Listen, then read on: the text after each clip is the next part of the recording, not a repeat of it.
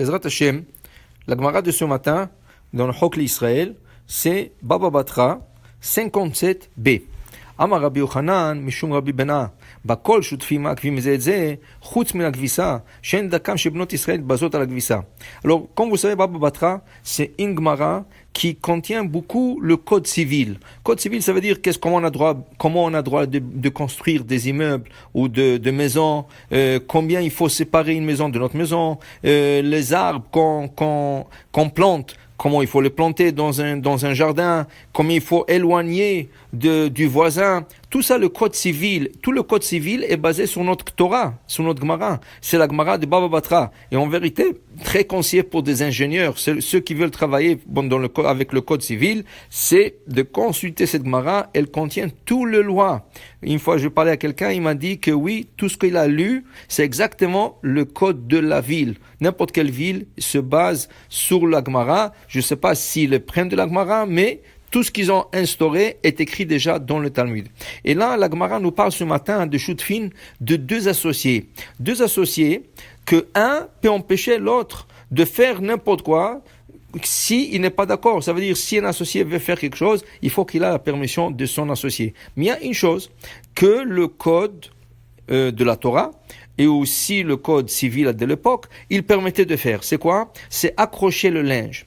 Les femmes avant, pour faire la lessive, elles descendaient dans un fleuve et faisaient la lessive. Ça prenait toute une journée. C'est pour ça que une des raisons pourquoi ils ont interdit de faire la lessive Chol HaMoed. Chol HaMoed parce que c'est toute une journée rien que s'occuper de la lessive. Et là, la femme devrait s'occuper plutôt du manger. Aujourd'hui, c'est la même halakha, mais avec des petites nuances, mais c'est pas le cours d'aujourd'hui. Alors, pour vous dire que faire la lessive, c'était tout un travail que la femme faisait au fleuve et elle remontait chez elle à la maison pour accrocher son linge.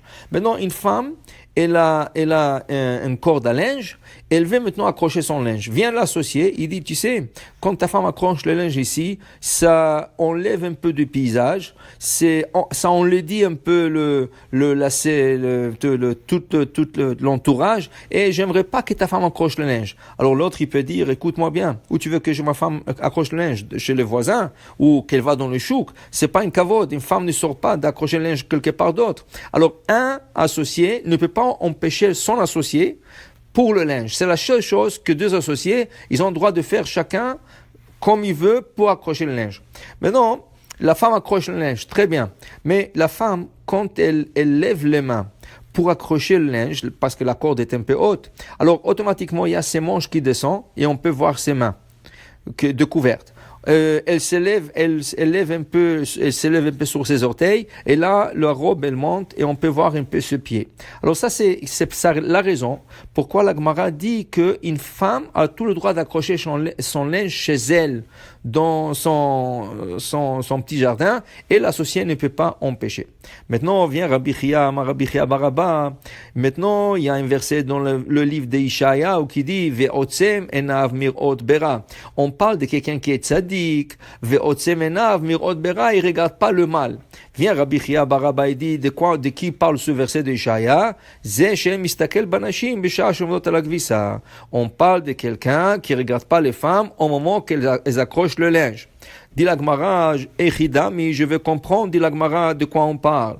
Il dit Kadar Kachriti, s'il y a un autre passage où passer, et cette personne a décidé de passer dans cette allée où la femme accroche le linge, ça veut dire qu'il a vu la femme accrocher le linge, et il passe exprès par là-bas pour la voir, et pour voir ses bras qui sont découverts, et ses pieds un peu qui sont découverts. Alors dit la Gemara, alors dans ce cas, c'est un rachat. C'est pas un tzaddik, c'est un rachat. On ne peut pas parler de Isaïe n'a pas parlé de ce personne. Les olam, dit la Gemara, elle a des lekadakachriti. Il n'y a pas un autre passage où passer. Et cette personne est passée là-bas. Et il a vu la femme, ses mains étaient découvertes et ses pieds étaient découverts. Alors, quoi, elle est tzaddik, tu veux me dire? Alors, non, un oussou. Oui, il n'est pas en défaut parce qu'il n'avait pas où passer, mais c'est pas un tzaddik.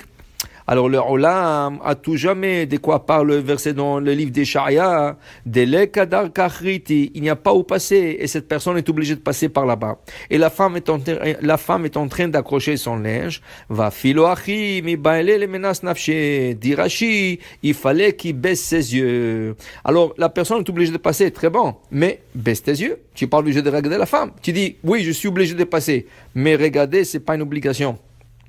La même chose, on dit qu'une personne peut se trouver dans ces situations, pas seulement quand la femme accroche le linge, ça peut être chaque jour, ça peut être dans des mariages, que malheureusement on voit beaucoup de femmes qui ne suivent pas le code de la halakha, d'être bien couvertes, et des fois, ils sont mal habillés, et une personne est obligée d'être là-bas dans ce mariage, c'est son cousin ou son oncle ou n'importe quoi qui se marie, il est obligé d'être là-bas, mais il voit des scènes qu'il ne faut pas voir. Alors il est obligé d'être là-bas, mais on lui dit, tu vas être sadique, baisse tes yeux, ne regarde pas les femmes qui sont mal habillées. Ensuite, tu peux avoir cette scène à la banque, tu peux la voir dans un magasin, n'importe dans la rue. Alors chaque fois que tu vois une femme mal habillée, tu baisses tes yeux. Il y a un livre qui s'appelle Shomer Emunim, écrit par Rabbi Aaron Rota. Le Rav Aaron Rota, en 1942, il a écrit un livre sur la Emuna et sur un peu de Hassidut. Dans ce livre, il fait une promesse lui-même. Il dit c'était un grand sadique. Alors il a promis comme ça. Un homme qui voit une femme qui est mal habillée et tout de suite, ou qui est belle et il veut la regarder et il baisse tout de suite ses yeux, il dit en ce moment-là qu'il a baissé les yeux tout de suite, il lui promet que s'il fait un vœu, lui-même dans le ciel, il va être son avocat pour que son vœu soit accepté. Ça veut dire que tu vois une femme, c'était malgré toi, tu étais obligé de passer par ce passage, elle est mal habillée, ou elle est très belle, même bien habillée, mais très belle, et tu baisses les yeux pour ne pas la regarder. Il dit Rav Aaron Ruta, je suis garant que si la personne il fait un vœu tout de suite, je serai son avocat et je ferai que de tout possible que son vœu sera exaucé. Alors pour dire, c'était une avtacha extraordinaire d'un grand sadique.